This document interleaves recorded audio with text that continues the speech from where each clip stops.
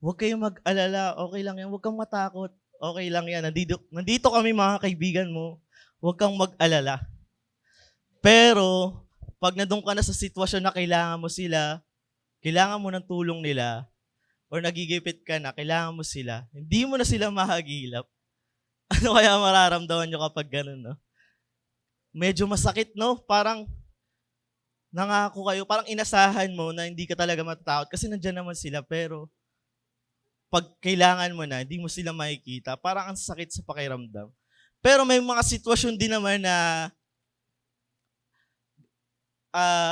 may magsasabi din sa iyong kaibigan na huwag kang matakot, okay lang yan. And panigurado, ito yung sasagot ng taong sinabihan na ganun. Di mo naman alam yung sitwasyon ko eh. Kaya mo lang naman nasasabi yan kasi wala ka naman sa sitwasyon ko. Panigurado, ganun ang sasagot ng isang taong sinasabihan na ganun. Okay lang yan, huwag kang matakot. Di ba? Di naman niya alam talaga kung ano yung nangyayari sa kanya or ano yung sitwasyon. Di ba? Nakakainis din talaga. Pero paano naman kaya kapag Panginoon na yung nagsabi sa yung huwag kang matakot? Makakapag-grant pa kaya tayo? Masasabi pa rin kaya natin na di mo naman alam, Lord, yung sitwasyon ko. Nasasabi mo lang yan, Lord, kasi wala ka naman sa sitwasyon ko. Masasabi pa kaya natin yun? At ngayon po sa pag-aaralan natin, last Sunday nga no, na si Paul ay pumunta na sa saang lugar? Saan na siya napunta? Saang lugar? Hala. Saan? Sa Jerusalem. Ayan na. May nag-advance reading na ba sa inyo? And nakita natin doon na nagsimula na siyang usigin ulit ng mga Jew at ikinulong siya, niligtas siya ng mga Roman soldier, right? Kinadena siya. And dito, nasa pamamalaga na siya ng military custody, kung sabihin. No? And ano bang pinakaiba kapag nasa military custody si Paul and hindi siya nasa public custody? Alam niyo po, kapag nandoon siya sa military custody, mas safe siya kasi kaya niyang nababantayan siya, kaya niyang gawin yung mga bagay and pwede siyang bisitahin ng mga kaibigan niya and maibigay sa kanya yung pangangailangan niya. And kapag nasa public custody siya, panigurado, di siya magtatagal kasi papatayin talaga siya ng mga Jew. And dito po ang pag-uusapan natin is sobrang ganda, no? Nakakalungkot lang kasi etong babasahin natin, wala tayong makikita dito or hindi nabanggit na binisita siya ng mga churchmate niya, mga disciple, right? Wala tayong nabasa. If nag-advance reading kayo, wala din kayo makikita po na binisita talaga siya. Medyo nakakalungkot kasi sa mga ganong sitwasyon, alam niyo na wala man lang siyang kasama, pero hindi pa rin siya pinabayaan ng Panginoon. Pwede rin kasi sabihin natin na alam talaga ng Panginoon yung kailangan ni Paul sa oras na ito. Kasi kung mga disciple nga naman talaga ang susuporta sa kanya sa oras na ito, sa ganitong sitwasyon, panigurado kung ang mga disciple or mga ka-churchmate lang din niya yung poprotekta sa kanya sa ganito, panigurado, sama-sama lang talaga silang papahirapan na itong mga Jew. Sama-sama silang uusigin na itong mga Jew na to. Kaya alam talaga ng Panginoon, alam ng Panginoon kung ano ang kailangan ni Paul sa ganitong sitwasyon. Yung ginamit niya yung mga Roman soldiers, yung commander, no? Yun yung ginamit niya. And alam naman natin na hindi rin naman itong mga commander na to, hindi naman sila mga Christian din, no? Hindi naman sila naniniwala din kay Paul. Ang goal lang talaga nila is malaman bakit nga ba ito gustong patayin ng mga Jew. Ano bang kasalanan talaga ni Paul? Nakita natin wala talagang mabanggit itong mga Jew. Wala silang maibigay na reason para talaga patayin or pahirapan ito si Paul. And dito nakita natin na si Paul talaga, hindi siya pinabayaan ng Panginoon at ginamit pa niyang way ang mga Roman soldier para protektahan si Paul. Doon pa lang, makikita mo na kontrolado talaga ng Panginoon ng lahat. Kaya niyang gamitin ang iba para protektahan ka. And, ayun, pwede na tayo matapos. So, dito sa pag-aaralan natin, meron tayong tatlong bagay. Tatlong paghaharap na naranasan ni Paul. And bago natin simulan ito, syempre, inaanyahan ko po kayo na tayo manalangin at yumuko. Aming Diyos Ama, kami po'y lumalapit, Panginoon, sa oras na ito, Panginoon. Aming panalangin, Panginoon, ay yung pagsama sa pag-aaral namin ng iyong salita, Panginoon. Patuloy ka, Panginoon, mangusap sa bawat isa at tulungan niyo po kaming mas maunawaang mabuti ang iyong salita, Panginoon. Maraming salamat sa oras na ito, Panginoon. Maghari ka sa pangalan ni Jesus. Amen. Okay. Una, maaasahan mo ang pagtatanggol ng Diyos. Sige po, sabay-sabay nating basahin ang Acts chapter 22 verse 30. Sabi diyan, gustong malaman ng commander kung anong binibintang ng mga Jews kay Paul. Kinabukasan, pinatanggal niya ang kadena ni Paul at pinatawag niya ang mga chief priests at ang buong Jewish council para mag-usap. Tapos, pinatawag niya si Paul at pinatayo sa harap nila. Okay, so dalawa kasi ang problema ni commander dito, ng Roman commander. Una, hindi niya alam ang sasabihin niya kay Paul kung bakit siya ikukulong. And yung pangalawa, kailangan niya may i-report sa kanyang superior, sa nakakataas. And kaya iniisip talaga ng commander kung ano bang reason, bakit talaga siya inuusig nitong mga Jew, bakit siya laging pinagtatangka ang patayin. Kaya ang ginawa na lang niya is inimbitahan niya yung mga Jewish Council o yung Sanhedrin. And may sample po ako ng picture dyan. Kung ano yung situation ba ni Paul, para ma-imagine lang natin. May picture po dyan. Next slide. And yung mga Sanhedrin kasi, ito yung 70 or 71 kasama yung high priest. Ayan, ganyan yung itsura. So parang si Paul yung na-accused na nasa harapan talaga or nasa gitna. Parang ganyan yung itsura. So parang kung ikaw yung nasa situation na ganyan, ina-accuse ka, no, parang mapipressure ka talaga, no? Pero si Paul handang-handa talaga siya sumagot sa oras na to. At makikita natin dito yan. And ayan, so ayan ang Sanhedrin. So meron diyaang tao na 71 kasama ang high priest at ang mga teachers.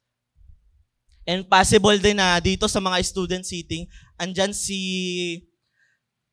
yung commander na nagbabantay sa kanya kasi alam niya na possible or maaari na patayin talaga dito sa oras na ito si Paul. Pwede siyang usigin dito.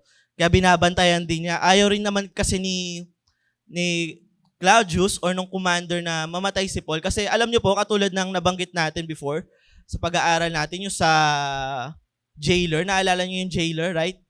Sino nakakaalala ng kwento? Sino nakakaalala ng kwento na yon? Yung sa jailer. Kapag kasi nakawala yung sa mga nakakulong sa jailer, anong po mangyayari dun sa jailer? Anong mangyayari? Kapag nakawala yung mga nakakulong, 'di ba?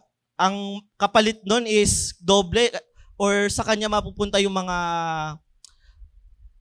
parusa, right? Sa kanya mapupunta. So ganito ang sitwasyon ni Commander, ni Claudius, kaya pinoprotektahan niya talaga si Paul na walang mangyari sa kanya masama hanggat hindi pa nakakatulan si Paul.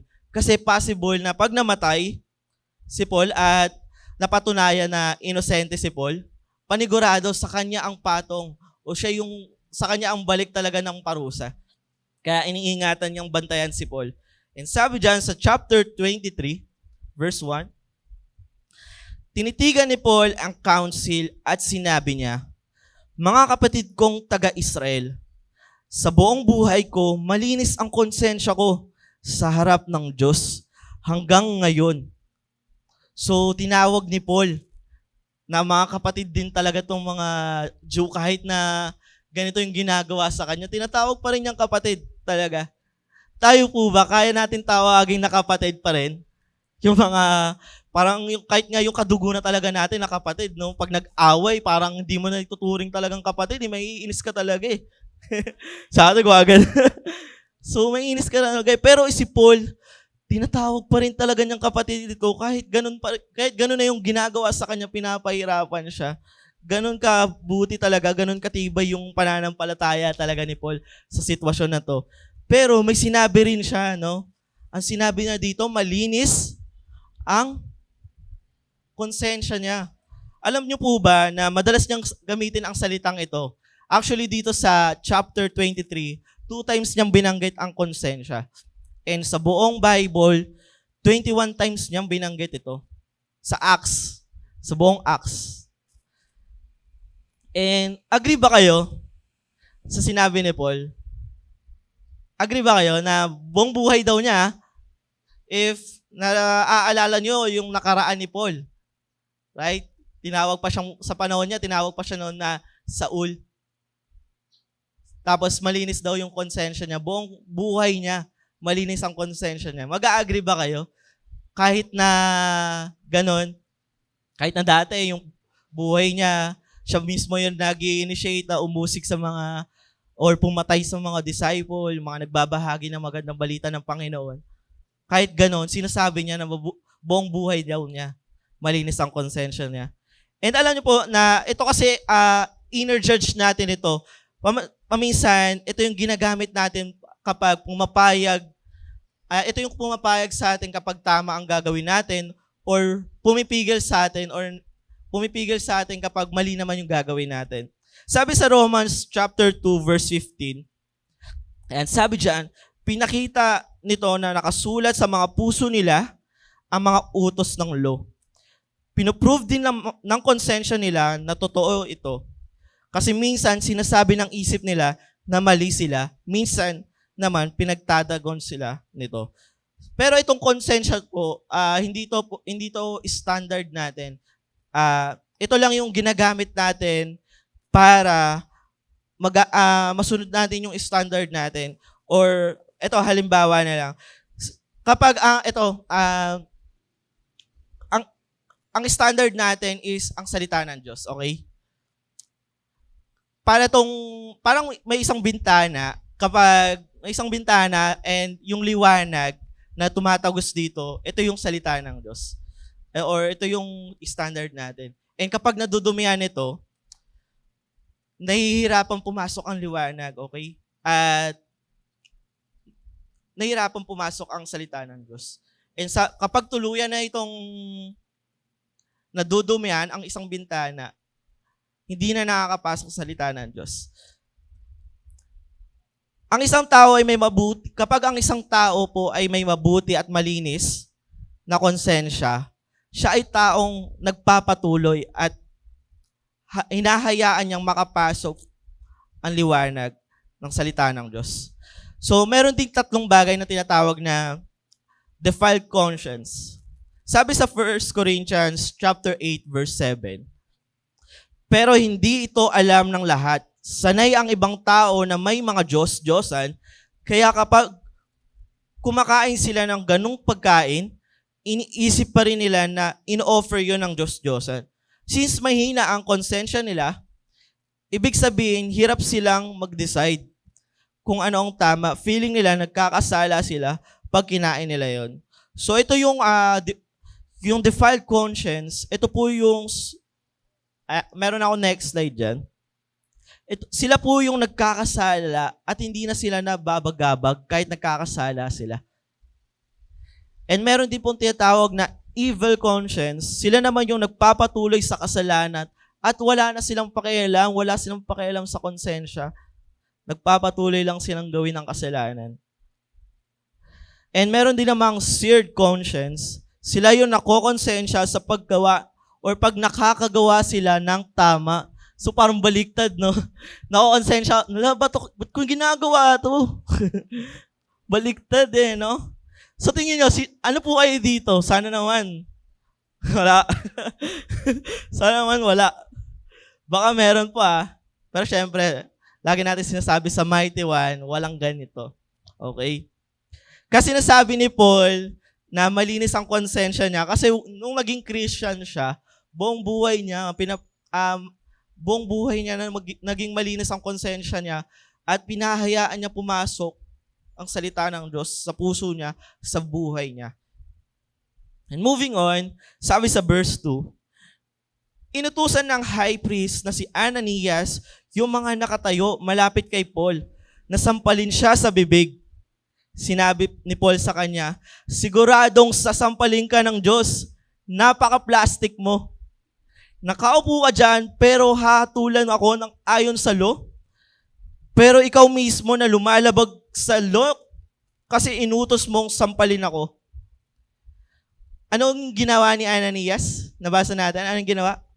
Inutusan niya. May inutusan siyang sampalin talaga, no? Sampalin si Paul.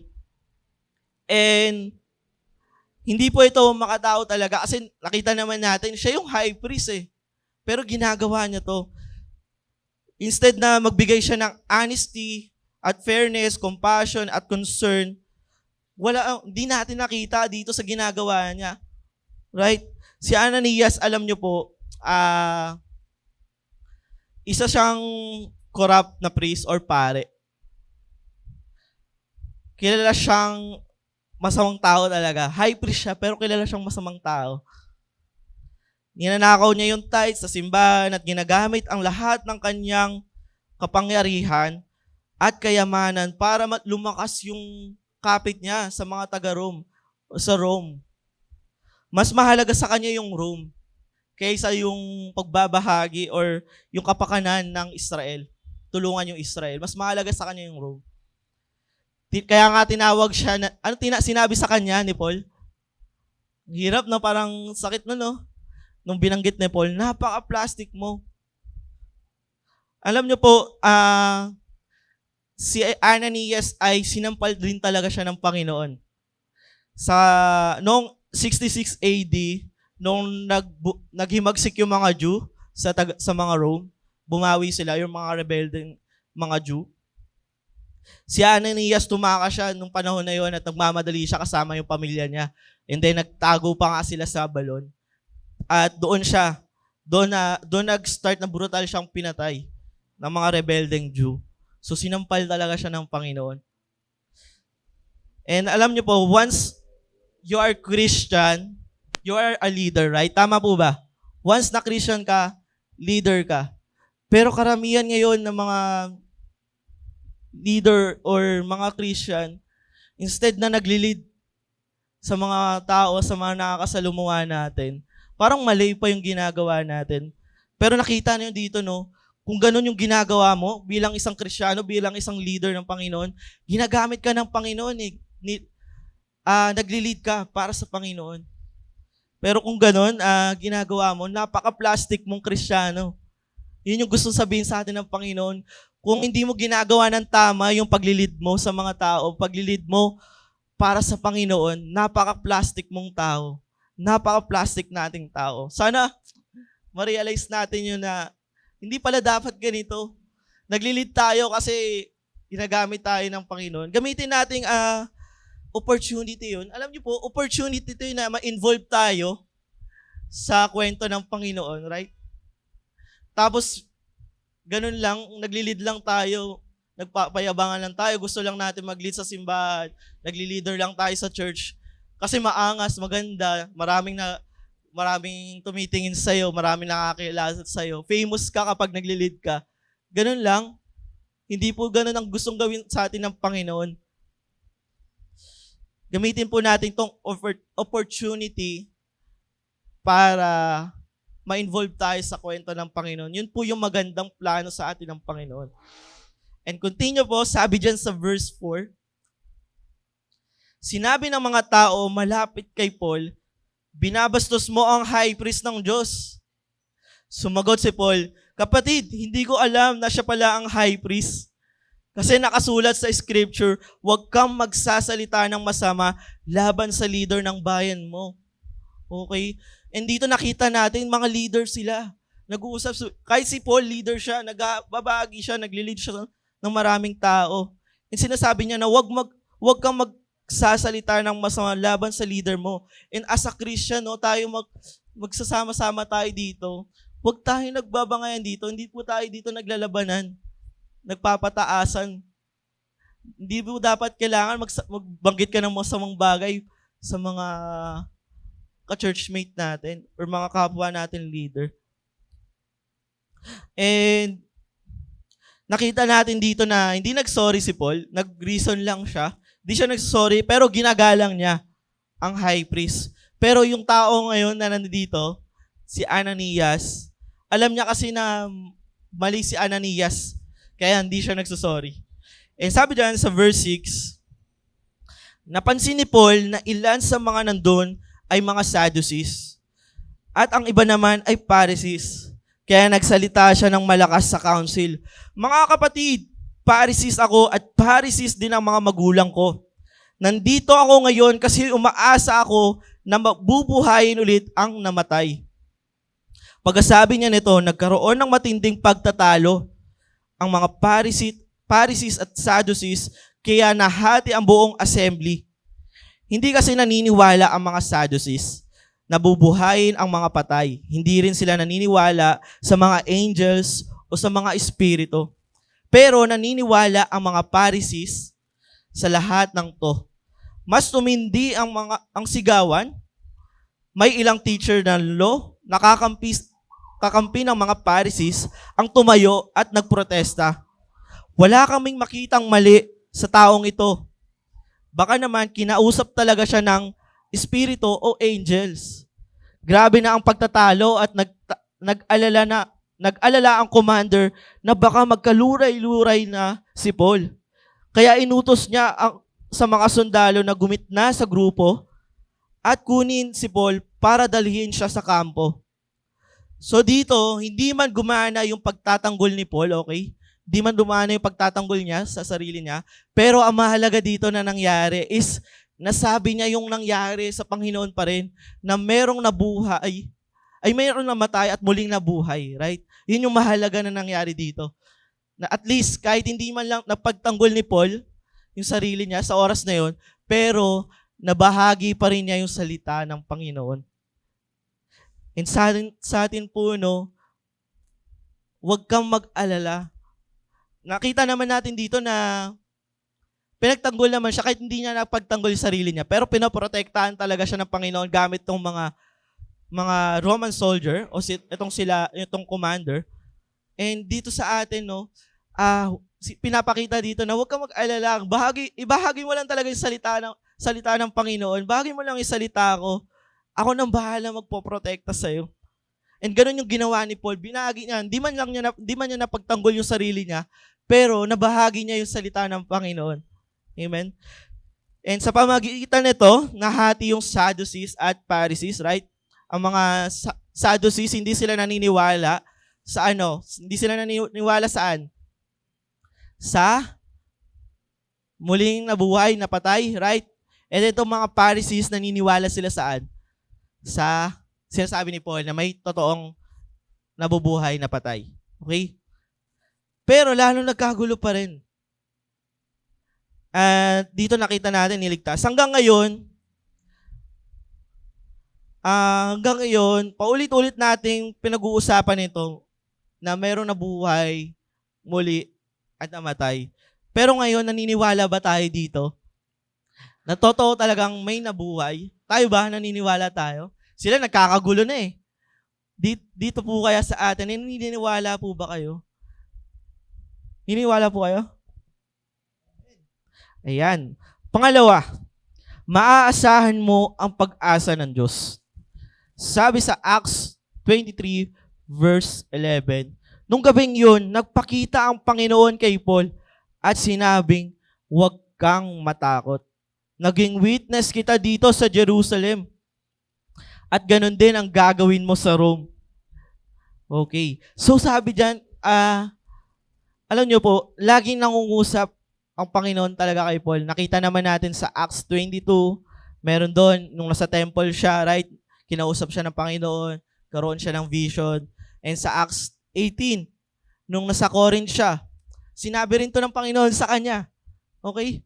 Na huwag kang matakot. Siguro tuwing nararamdaman ni Paul na natatakot siya or nakakaranas talaga rin si Paul. Alam natin, nakikita natin dito, nakakaranas si Paul ng takot, pero lagi siyang kinakausap ng Panginoon. And ngayon, dito sa sitwasyon na to, napanghihinaan siya, pero nagpakita ulit sa kanya ang Panginoon. And sinabi dito na, huwag kang matakot. And kapag Mag-a-advance reading po tayo. Binasa po natin yung Acts 27 nung naranasan ni Paul yung bagyo. And if nabasa niyo po yun, nagpapakita rin talaga sa kanya ang Panginoon. At pinapatunayan ng Panginoon na lagi niyang sasamahan si Paul. Tayo din, laging papatunayan sa atin ng Panginoon. Once na binabasa mo ang Bible, laging papatunayan sa iyo ng Panginoon na sasamahan ka niya. Kaya huwag tayong matakot. Yan ang mensahe sa atin ng Panginoon. Huwag kang matakot. Nagbibigay ito ng mensahe ng tapang para kay Paul. Para magkaroon siya ng lakas ng loob ulit na kahit nakakulong siya, kahit na ganun yung sitwasyon niya, sa oras na ito, pinapalakas siya ng Panginoon, binibigyan siya ng tapang. And huwag kang matakot. Madalas itong sabihin din ni Jesus sa mga pinag-sharean niya nung nagmi-ministry si Jesus. Sinabi na rin niya sa lumpo ito, yung nalumpo, sinabi na rin niya to sa yung dinudugo na babae, and yung mga disciple niya, sinabi na rin niya ito na huwag kang matakot. Laging sinasabi ito sa atin ng Panginoon. At sa kanila, sa panahon pa nila, sinasabi na ito ng Panginoon. And bilang tagasunod ni Jesus, huwag sana tayong matakot kapag dumadaan tayo sa madilim na landasin. Sisiguraduhin ng Panginoon o sisiguraduhin niya na malalampasan natin ang lahat ng ito sapagkat kasama natin ang Panginoon. And sinabi rin dito ng Panginoon na naging witness kita dito sa Jerusalem. Akalain nyo yun, kahit na ganun yung nangyari, no? Kahit na nagkakagulo, lahat na ginawa ni Paul, nagbibigay siya ng mensahe nagbibigay siya ng mensahe sa Jerusalem. Actually dito, if maaalala nyo, bago siya pumunta sa Jerusalem, nangongolekta sila ng tithes or ng kaloob para itulong sa Jerusalem, at hindi na ito inabanggit dito sa chapter na to, hindi na ito nabanggit kasi sinasabi dito na nawala nga yung tithes na yun and hindi na niya alam kung saan napunta. And grabe yung mga sitwasyon na nangyari kay Paul pagpunta niya ng Jerusalem. Pero kahit ganun, sinabi pa rin sa kanya ng Panginoon na naging witness ka dito sa Jerusalem. Imagine niyo yung kapag ikaw pinuri ka ng Panginoon, anong mafe-feel nyo kapag pinupuri ka ng Panginoon, no? Ang galing mo. And dito, ganun yung pinakita sa kanya. Binibigyan siya ng mensahe ng papuri si Paul.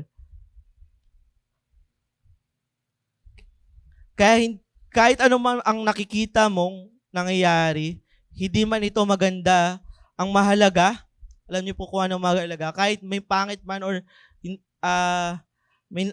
ang nakikita natin sa mga nangyayari sa buhay natin is hindi maganda. Pero ang mahalaga, kung anong sasabihin sa iyo ng Panginoon. Yun ang mahalaga. Okay?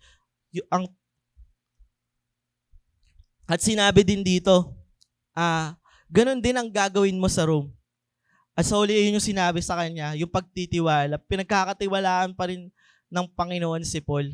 Imagine, kahit nakakulong siya, binibigyan pa rin siya ng mission, magmi-mission pa rin siya sa Paul, hindi siya mag-i-stay sa Caesarea o sa Jerusalem, magmi-mission pa rin siya, pupunta pa rin siya ng Rome, kahit na nakakadena na siya, kahit nakakulong siya, sinasamahan pa rin siya ng Panginoon, basta magbahagi ka ng salita.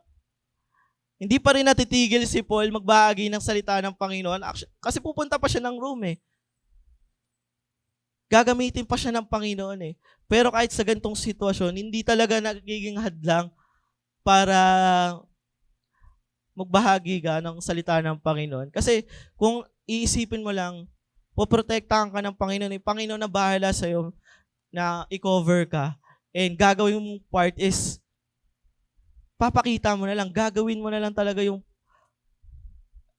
salita ng Panginoon, ibabahagi mo na lang talaga.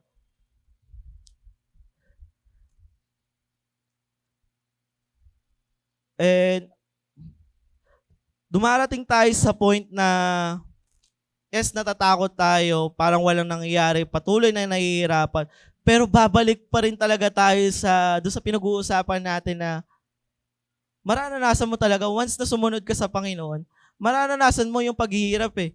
And ganun yung nangyari kay Paul. Once na sumunod ka sa Panginoon, ang tanong lang talaga, handa ka ba? Pero kung handa ka, dapat hindi ka natatakot. Kasama yun eh. Kung handa ka, hindi ka dapat natatakot. Yan ang pagsunod sa Panginoon. And pangatlo, maaasahan mo ang gabay ng Diyos. Sabi sa Acts 3 verse 12, kinabukasan may mga Jews na nagmeeting para magplano, nagkasundo sila na hindi kakain at o iinom ng kahit ano hanggat hindi nila napapatay si Paul. Mahigit 40 na tao ang sumama sa planong ito. Tapos pumunta sila sa mga chief priests at ang mga Jewish leader at sinabi nila, nagkasundo kaming lahat na hindi kakain ng kahit ano hanggang hindi namin napapatay si Paul. Ngayon, ganito ang gawin nyo. Magdala kayo at ang Jewish Council ng mensahe sa commander ng mga sundalo at ipatawag nyo si Paul para humarap siya sa amin, sa inyo. Kunyari gusto siyang imbestigahan pa, aabangan namin siya para patayin bago pa siya makarating dito. Yan. Nakita natin na may pagtatangka ulit, no? Patayin. At grabe, no? Nag-fasting pa talaga sila para lang banal nila sa paggawa nila ng masama, no? Banal nila sa paggawa ng masama. Grabe yung panata nila, nag-fasting pa sila para lang magawa yung mission nila. Magpa-fasting kami para masunod yung kalooban ng Panginoon na patayin si Paul. Parang ganun yung ginagawa nila. And hindi yun nangyari. May tanong nga dito na namatay kaya itong mga nag-fasting na to? Kasi hindi nila napatay si Paul. Kasi sabi nila, di ba? Di sila kakain hanggat di nila mapapatay si Paul. Namatay kaya itong mga nag-fasting. Nagutom talaga sila. Nakita natin lagi naman pinagtatangkang patayin si Paul sa Pisidia, sa Antioch sa Pisidia, sa Iconium, sa buong mission niya. Sa lahat ng pinupuntahan niya, lagi siyang pinagtatangkan, binabato, binubugbog. Pero kahit ganun yung nangyari, nagpapatuloy pa rin si Paul. Mula sa simula pa, sinabi na ito ng Panginoon, ang mga bagay na sasapitin niya, pero sinabi niya na sasamahan niya si Paul. Kaya ito ang pinanghahawakan ni Paul. Alam niya na ang Diyos ay tapat sa kanyang pangako. Kaya mahalaga po na malinaw sa atin, bukod sa conversion story natin, malinaw sa atin kung ano yung pangako sa atin ng Panginoon. Amen po ba? Once na malinaw sa atin to, hindi na tayo matitinag. Alam niyo po yun. Kahit anong mapagdaanan natin, kapag inaalala natin, ito yung nangyari sa akin, ito yung ginawa sa akin ng Panginoon. Gantong-ganto ako binago ng Panginoon. Gantong-ganto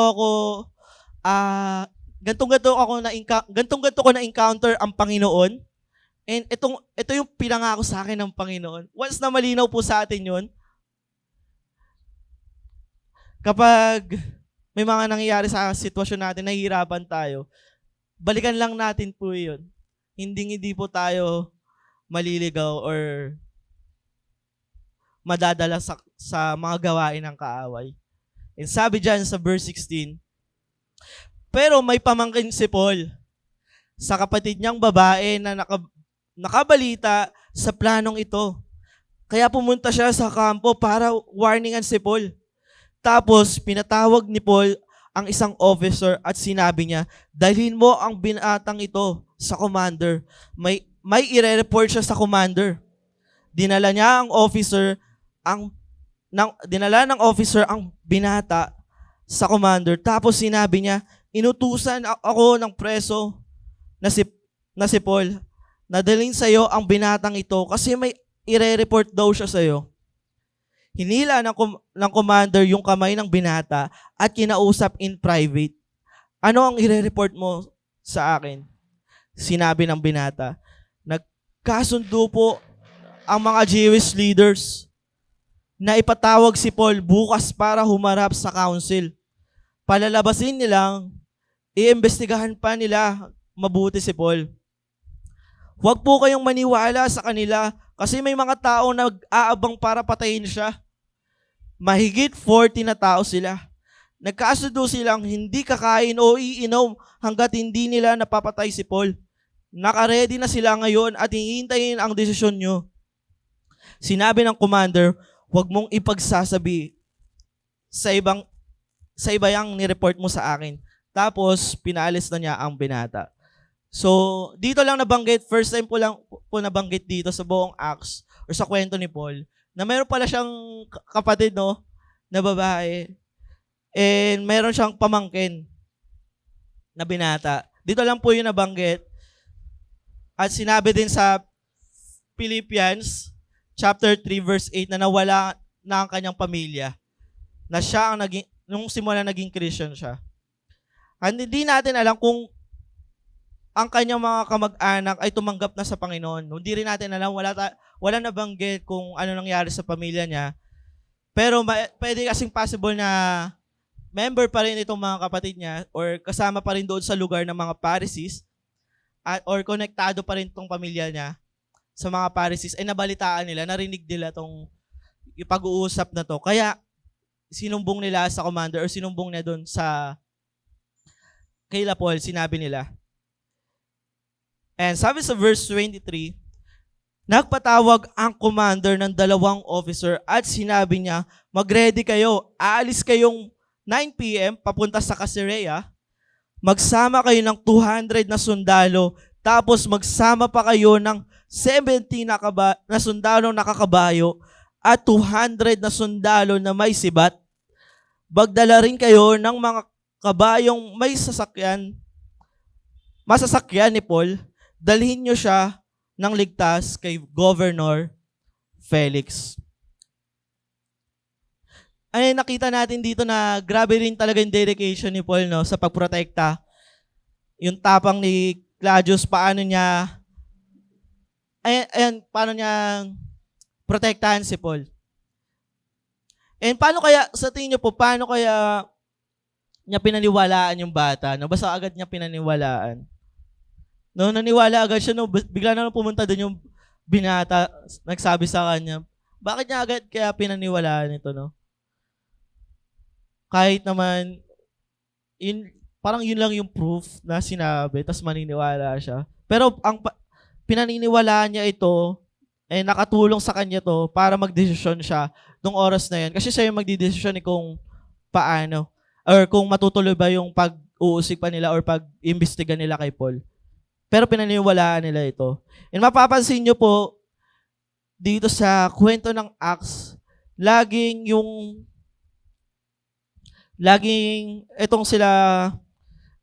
kwento ng mga Roman soldier is maganda yung ginagawa nila, right? Laging maganda yung ugali, pinapakita ni Dr. Luke sa kwento para sa mga Roman soldier dito sa mga commander na ito. Yung pagkwento niya, kanya pagkukwento tungkol sa kanila, ang masasama ay yung mga sasama dito or yung mga kontrabida, yung mga Jew or yung mga Jew extremists. Kahit na mayroong mga corrupt na officials or kahit mayroong mga corrupt na mga officer, pero dito laging ginagawa nila is maganda yung pagkwento ni Dr. Luke. And may meron din naman mga magagaling na sundalo and nire-respeto nila yung batas. Possible na ito rin yung mga taong ito na protekta kay Paul. Pero simple lang din naman ang plano ni Claudius. Kailangan niya mailabas si Paul sa Jerusalem. Ayaw niyang mamatay ito sa kanyang kamay. Ayaw niyang mamatay si Paul sa kanyang kamay or habang siya yung namumuno sa oras na yun. Kasi takot siya na baka pag namatay talaga to, sa kanya ang patong. Yun lang naman talaga ang concern ni Claudius. Kaya niya ito pinoprotektahan. And kailangan lang niya malaman kung ano ang kasalanan nito bago pa ibuntong sa kanya ang mga pagkukulang. Kaya pinadala niya si Paul sa Caesarea kay Governor Felix. Nakita natin dito, no, grabe din yung pagprotekta talaga sa atin ng Panginoon. 40 Jews lang or mga nagtatangkang pumatay kay Paul dito sa oras na to. No? 40 na tao lang yon. Pero ang pinadala or ginamit ng Panginoon para protektahan si Paul, ilan? Ang dami, no? 470 soldier po yun. Ganun po kadami ang promotekta. 470 versus 40. Sino po kaya makakatalo pa or makakatangka pang pumatay sa'yo? Ganun ang gustong pakita sa atin ng Panginoon sa atin. Na ganun kalakas ang Panginoon para protektahan tayo. Walang masihigit sa kakayahan ng Panginoon. Amen. Walang masihigit doon. Sabi sa verse 25, ayan. Nagpadala din siya ng ganitong sulat. Pagbati mula kay Claudius Lysias, para sa kagalang-galang na Governor Felix, hinuli ng mga Jew ang taong ito at gusto siyang patayin. Nalaman kong Roman citizen siya. Kaya nirescue namin siya sa tulong ng mga sundalo ko. Gusto kong malaman kung anong reklamo nila laban sa kanya. Kaya dinala ko siya sa council ng mga Jews. Wala akong nakitang basehan para patayin siya o ikulong tungkol sa sarili nilang batas. Ang mga bintang laban sa kanya. Pero nakarating sa akin na may banta sa buhay niya. Kaya nagdesisyon agad ako na ipadala siya sa iyo. Sinabi ko yung mga may bintang laban sa kanya na i-present ang mga reklamo nila sa harap mo.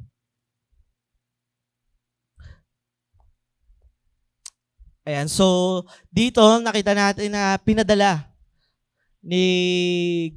nung commander ni Claudius kay Governor Felix na lang. Pinasa na niya, no? Pinasa na niya. Governor Felix, ikaw na bahala dyan. Stress ako eh. Ganun po, pinadala na niya. Kayo na po ang bahalang magdesisyon and doon na niya pinadala rin yung mga gustong magreklamo. Magreklamo pa kay Paul, doon niya pinadala.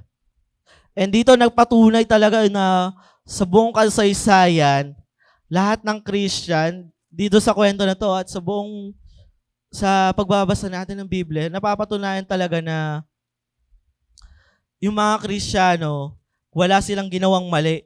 Hindi sila kriminal tulad ng paghahatol ng iba. Na kahit mangyari ang pagkatapos ng 300 years na persecution at pagpatay sa kanila, wala silang kasalanan sa harap ng anong batas. At lalo na sa harap ng Diyos. Ayan, laging pinapakita na wala talagang kasalanan ng mga Christian. Lagi lang nilang ginagawa yung tama. Ayan. And sabi sa verse 31, sinunod ng mga sundalo ang utos sa kanila. Dinala nila si Paul hanggang sa Antipatris. Nung gabing yun, kinabukasan, bumalik na ang ibang sundalo sa kampo. Iniwan nila si Paul kasama ang mga sundalong nakakabayo. Dinala nila si Paul sa Caesarea, hinatid nila ang sulat sa governor at ibinigay nila si Paul sa kanya. Binasa ng governor ang sulat tapos tinanong niya si Paul kung taga saan probinsya siya. Nalaman niyang taga Sicilia si Paul. Kaya sinabi niya, papakinggan kita pag dumating ang mga nagrereklamo laban sa'yo. Tapos inutos niyang bantayan si Paul sa headquarters ng governor. Ayan. Hindi lang siya binantayan ng napakaraming sundalo, no? Ginawa lang para sa... Yan, yung pagbabantay talaga kay Paul, alam mo yun, yung sobrang dami. Makikita na, parang tinuturing pa siyang hari dito. Kasi yung ginawa kay Paul, parang ganun yung ginagawa sa mga hari, yung pagbantay talaga kay Paul sa oras na to. Ganun din yung parang pagbabantay ng mga Roman soldiers sa hari nila. And hindi lang siya kinulong sa basta-bastang kulungan. Actually, ang ganda pa ng kulungan niya dito. Ang ganda pa ng lugar na pinag-i-stayan niya. So,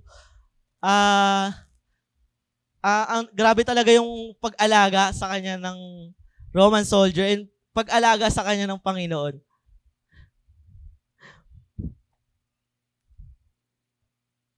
Habang pinag-aaralan na, ayan, wala. And sabi sa verse 24, pero para sa akin, hindi importante ang buhay ko. Ang mahalaga lang ay matapos ko ang misyon na pinagawa sa akin ng Panginoong Hesus. Ang i-preach ang magandang balita tungkol sa sobrang kabaitan ng Diyos. Yun yung gusto lang talaga ni Paul. No? Wala nang ibang mahalaga sa kanya yung buhay niya. Hindi importante yung buhay niya. Ang mahalaga lang, ma-preach niya yung salita ng Panginoon. And ganun po ka-dedicated talaga si Paul. Sana po tayo din, no? Kaya ba natin yun? Di ba importante sa inyo yung buhay nyo? Sabi dito ni Paul, hindi importante sa kanya yung buhay niya. Tayo po kaya? Handa po ba tayo? Hindi po ba tayo matatakot kapag may mangyayari sa atin? Ganun ba yung parang, alam niyo yun, ganun to na rin ba yung pananaw natin? Na wala na akong pake sa buhay ko. Hindi na importante yung buhay ko. Ang mahalaga is mahabahagi ko yung salita ng Panginoon. Sana maranasan din natin yung ganun, no? Ka-dedicated. Ang isang taong totoo at nagnanais sumunod sa Panginoong Hesus, kay Jesus, makakaasa siya na kahit anumang sumalubong na pagsubok sa Kanya, kapag ganito tayo ka-dedicated, maaasahan na kahit anong sitwasyon pa yan, kahit anong pagsubok pa yan, naharapin mo, buong puso ka or buong poprotektahan ka ng Panginoon. And hindi siya naghahanap ng walang madaling buhay. Nakita naman natin yung lagi yung pinagdadaanan talaga is mahirap talaga. Yung landasin niya, lagi siyang pinahirapan. Pero ginagawa niya ito para papurihan ng Panginoon. Para lang maibahagi ang mabuting balita ng kaligtasan. Ginagawa pa rin niya ito. Kahit sa loob ng kulungan, nagbabahagi pa rin siya. O handa pa rin niyang ibahagi ang salita ng Panginoon. And lagi siyang handa kung ano yung kalooban ng Panginoon sa kanya. Tayo po ba kapag nanalangin tayo and sinabi nating, Panginoon, kalooban mo po ang masunod.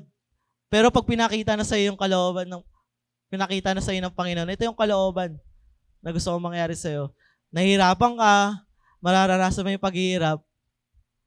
Okay po ba sa inyo? Handa po ba kayong buong puso niyo po bang tatanggapin yung kalooban na yun?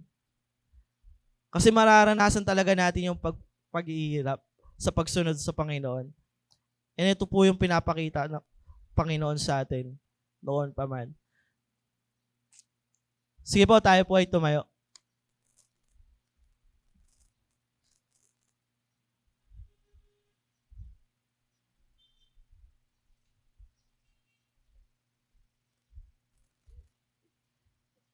Ayan.